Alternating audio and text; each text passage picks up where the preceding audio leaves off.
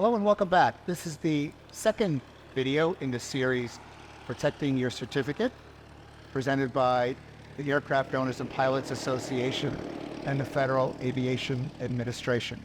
I am Eric Linderman of AOPA. I'm pleased again to be joined by Jamal Wilson of the FAA, Don Riley of the FAA, and Ian Art of AOPA. This segment is about time building.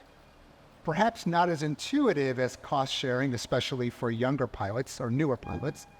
It's important that they understand the rules and regulation as it pertains to flying to build time and experience.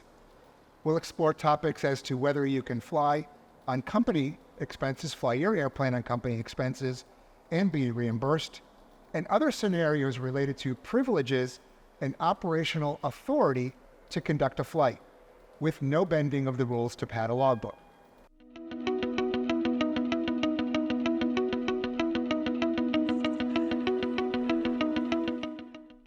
For each of these videos, again, we will be grounded by a question, a real-world case brought to us by a pilot through the AOPA Pilot Information Center. So let's begin. Jamal.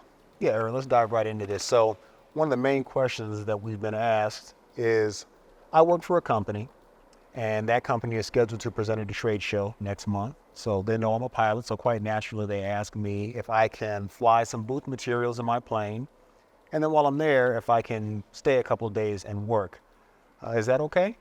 So the regulation allows a private pilot to receive compensation or hire so long as the flight is incidental to and in connection with a business or employment, and so long as no passengers or property are carried on board the aircraft. So in your example, Jamal, where somebody's flying to a trade show and asked to carry materials with them, that would be a no-go, right? According to the rule, and it's pretty plain in the rule itself, no property, no passengers, on board in order to take advantage of that rule. There are a couple other additional factors at play in any one of those scenarios, which I think the FAA would look at, including the receipt of compensation and what it was, and whether or not the flight itself was actually incidental to the business or employment. In your particular example, we don't have a lot of the facts, and there would be some additional exploration needed in order to determine whether or not this would be an appropriate flight. But so long as the pilot is not regularly engaged in the business of aviation, so long as flying is not a foreseeable and regular part of his employment, then it's likely that the flight would be considered incidental and in connection with the business or employment.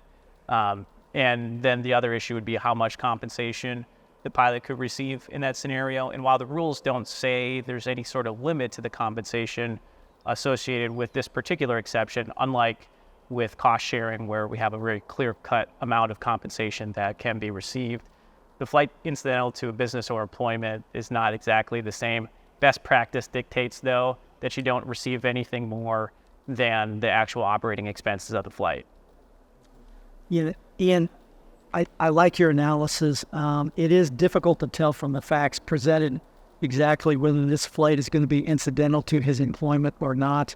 But I think it's safe to assume that since he has an airplane, he's going to be taking this material to the trade show, that he's going to be compensated in some form or fashion, either by his normal employment salary and probably, for incidental, compensation with taking his own airplane there. So, as Ian said, 61.113B1 and 2, the second part of that is property or persons for compensation or hire. So if he's getting compensated for that in any way, carrying the booth materials, that is property, it's freight, and that's going to throw out 61.113B2. That's not going to be allowed, so I would agree. To Don and Ian, a follow-up question on this issue and others, and it may sound a little simplistic, so pardon me for that, but does the FAA look at flying and carrying properties and passengers separately, or are they lumped in together as things you carry on a flight? Eric, that's a good question. I would say, for the most part, as far as I know, persons and property are usually lumped together. You're carrying something for compensation or hire, and as a private pilot, that's I can't think of anything that it wouldn't ever be a no-no for that. So, yes, they're looked at as a lump together. By and large, yeah, the FAA is going to consider the transportation of persons or property along the same lines. If it's transportation from point A to point B and there's compensation or higher, then we may be running afoul of the operational authority rules and require an operator certificate and air carrier certificate operations to be conducted under Part 135 or 121 or what have you. So yes, to answer your question, they're treated the same in this. And just to tie this all up, again, as it relates to 61113B, you can't take advantage of the rule unless if there are passengers or property on board. Right. Just one more thought on this.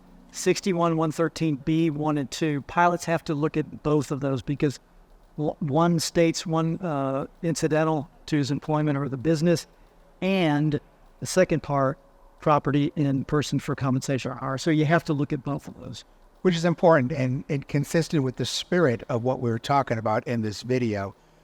Pilots and aircraft owners really need to look inside and ask themselves questions before they fly. Right. Yeah, I would agree.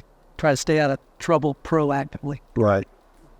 So a second question, a boss called me in and she said that she would reimburse me, the company would reimburse me, if I fly myself to meetings that I already have to be there to get there quicker. A coworker found out that I was going to this meeting in a nice resort area, and he asked if he could go along, rather than going by the airlines or another mode of transportation. Am I allowed to do that, Ian?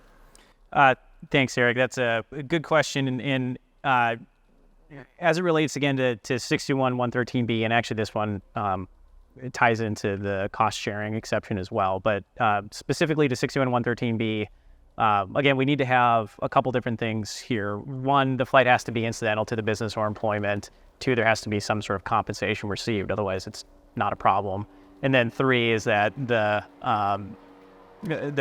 flight can't involve the carriage of persons or property for compensation or higher. So in this particular example, again, like Don mentioned earlier, we can assume that the pilot is being compensated either in the form of regular wages, the reduced flight costs, the receipt of operating expenses, the ability to log flight time, etc. So we have compensation here.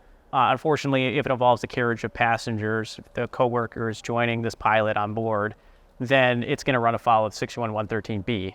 Now, we can also take a look at whether or not this is a cost-sharing allowance where, again, like we discussed in our previous segment, if a pilot can carry passengers so long as there's a bona fide common purpose, so long as the actual expenses are limited to the operating expenses, fuel, oil, airport expenditures, and rental fees, and so long as the passenger is the one that's actually the source of the compensation.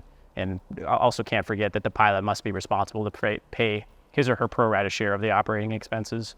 So in that particular example, you might say that there's a common purpose.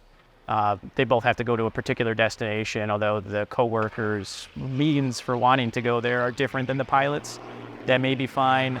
Again, consider that the compensation involved has to be limited, and that the source of the funds in this particular instance has to be from that passenger and can't come from the employer, because we got to take a look at these two regulations separately, the incidental to business or employment, separate and apart from the cost sharing with the passenger.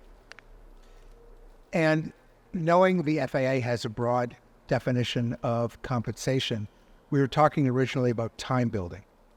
If the pilot feels that there is a benefit to her, that this gives her an ability to build time, to build experience, how does that play into the discussion we're having about this situation? Ian mentioned earlier about if that's the only reason that the pilot would be taking this trip, right, is to build flight time and carry this passenger along, chances are pretty good that that's going to be considered by us looking at that and compensation I hire for that flight. Again, the FAA, what we're trying to do here is to protect the people in the back of the airplane. And if a flight is flown for compensation, transporting point A to point B passengers, then that passenger is deservedly of a higher level of safety of what 135 would provide them. So that, again, we're not out to stop people from having a good hobby, stop people from making a living.